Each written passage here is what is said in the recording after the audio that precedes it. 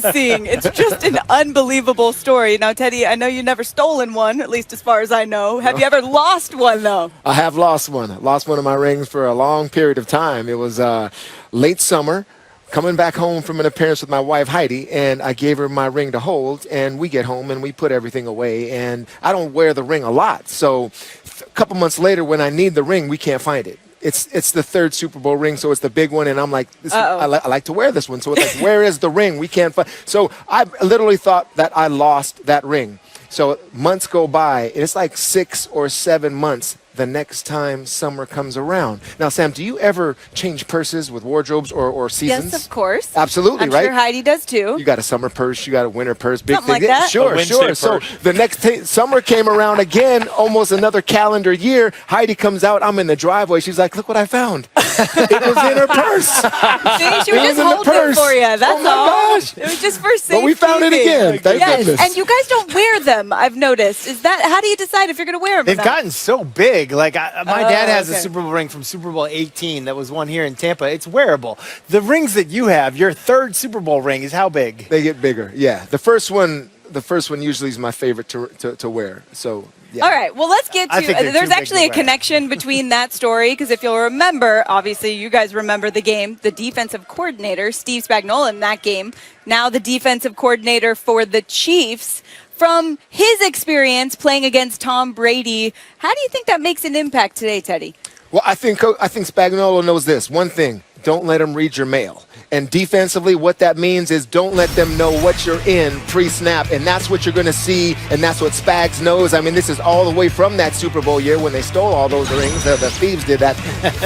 He disguised. Okay, now here's an example of linebackers in the A-gaps, linebackers dropping out in a corner coming off the left defensive slot over there. But watch the linebacker as the center slides to the right. Kavika Mitchell pretends he's dropping out, then comes back.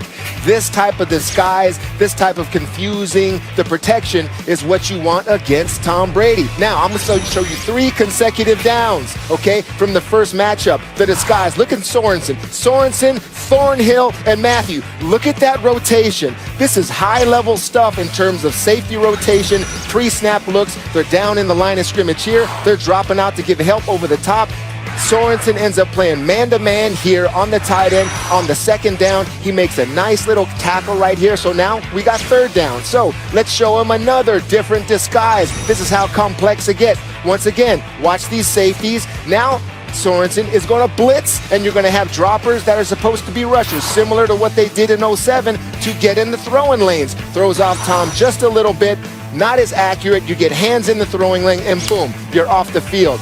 That's what he means by not letting them read his mail, because when you do that, towards the end of the game, Tom Brady, the one quarterback that knows he wants the answers before he lets go of the ball, he'll hold it a little bit more, and that's when the pass rush comes, and that's when you finish him off, and that's when you got him. Just to add on to that, I think one of the excellent things that Kansas City's defense does, yes, Spags has this creative, aggressive defense, but he gives the freedom to these safeties in particular. Tyrann Mathieu, Juan Thornhill, he gives the freedom to them to go make a play. So it could be, like, to the quarterback, you're looking at it like, oh, this is supposed to be cover 3.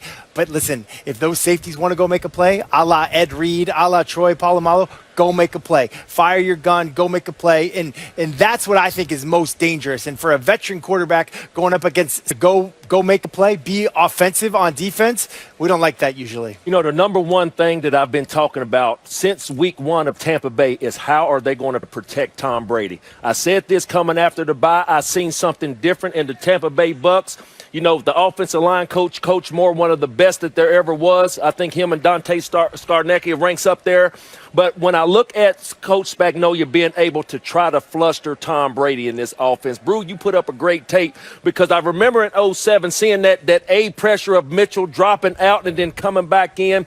This is where Tom Brady becomes a student of the game, Matt. Yes, it's been, almost 20-something years since then, but Tom Brady has not forgotten that. This year, this game, they're able to play, be able to understand what are they trying to do with the safeties. The second play you put up, great disguise, but they played two-man behind it. So I really think that Tom Brady, as great as he is, Coach Spagnuolo will have something for him tonight, but, the student of the game that I keep talking about, he'll be ready for that matchup. Yeah, you know, it's funny, but this is like Spags has got the greatest job in America. He's the defensive coordinator for the Kansas City Chiefs. All he has to do is get 3 stops in the game, a turnover, whatever, and you're going to be a world champion again. Let's face it. But I love his creativity.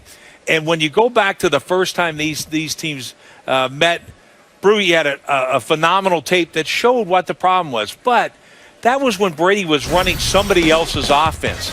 And so now, look, I mean, I've got to get this guy a million times. He was in complete control. Yeah, including embarrassing me with a Rex Ryan audible. I hope it's a touchdown when he yelled your name. That's a 2-yard game. Don't surprise. That looks like a Rex Ryan play. But this is it. But look at earlier in the year. This week 1. He's looking down at the wristband. He's going to break the huddle. Never a good sign. And let me see. Oh, I'm looking down again at the Never a good wristband. sign. He had no idea.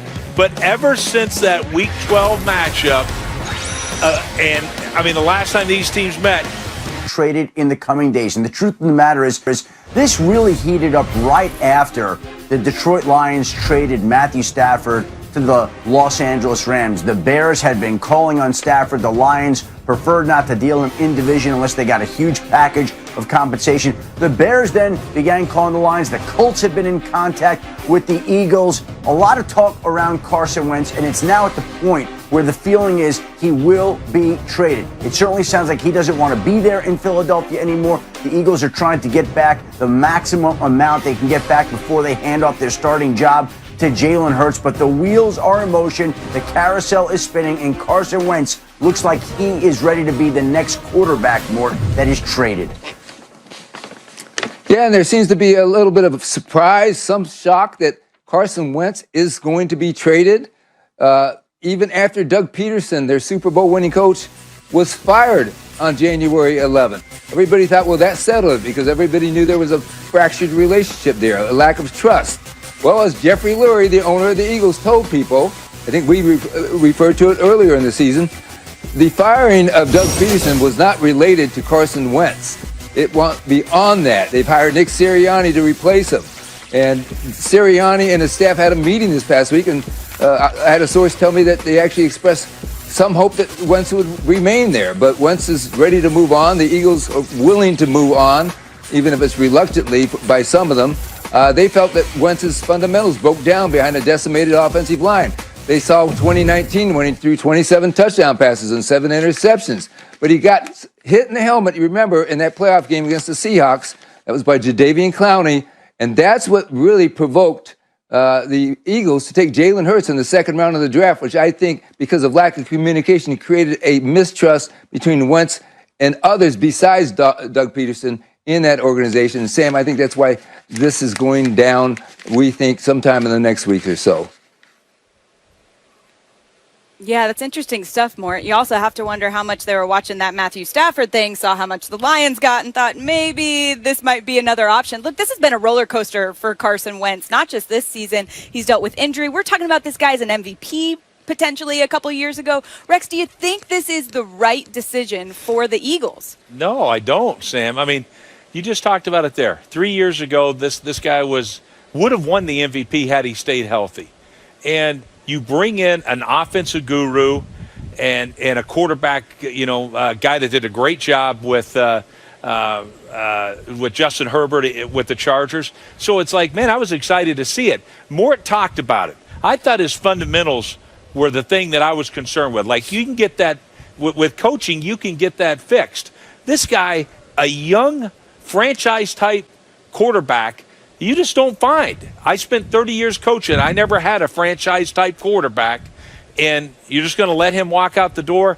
And I get it. Yes, he struggled mightily last year, but I thought it was more fundamentals and a poor offensive line, as Moore talked about, than it was anything else. And isn't this coaching selection and Sirianni supposed to be for Carson? That's the head scratcher about it. Like, we're bringing it. Go ahead. You go and hire Nick Sirianni. It's basically like you're hiring Frank Reich Jr. Right. Carson Wentz's favorite coach of all time is probably Frank Reich. So you go hire Sirianni. It's basically the closest thing you can get to what he wants. So you're thinking you're repairing the relationship. Otherwise, why wouldn't you keep your Super Bowl winning head coach in Doug Peterson? I get it. There's other issues. I think the the only thing that really makes sense to me is what you just said, Sam, about, hey, wait a sec, Matthew Stafford, he went for what? Like, well, we have Jalen Hurts. We actually liked what we saw out of him. And if we can get a king's ransom for this trade, listen, this whole offseason, I've said there's no way Carson Wentz is going anywhere. There's no way he's going anywhere. Yeah. I would be shocked. But when Adam says it and Mort says it,